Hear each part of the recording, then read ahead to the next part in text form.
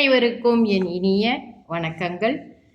இந்த சிறிய பதிவில் பக்தியின் அடிப்படை பார்ப்போம். இறைவனை காண வேண்டி ஒரு முனிவர் கடும் தவம் இருந்தார். முனிவரால் பசி மட்டும் அடக்க முடியவில்லை, மயக்கமடைந்து விட்டார்.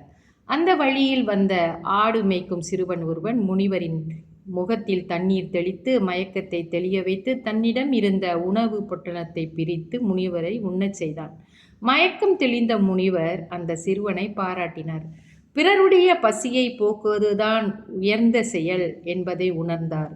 ஏழை எளியவர்களின் பசியை போக்க வழி தேடுவதே நாம் கடவுளுக்கு செய்யும் தொண்டு என்று அவர் அன்றே உணர்ந்தார். கடவுளை தேடுவதற்கு சமமான செயல் கூட இந்த ஏழை எளியவர்களுக்கு உணவளிப்பதுதான் என்பதையும் அவர் உணர்ந்தார். அதை தொடர்ந்து முனிவர் அந்த வழியையே பின்பற்றி வந்தார். ஏழை எளியவர்களுக்கு உணவளிப்பதே அவருடைய கடமையாக மேற்கொண்டார். இதிலேருந்து நம்ம என்ன தெரிஞ்சுக்கணுன்னா, நம்மளோட கஷ்டப்படுறவங்க, சாப்பிட உணவு கூட இல்லாதவர்களுக்கு அவர்களுக்கு உணவளிப்பதே இறைவனுக்கு நாம் செய்யும் தொண்டு.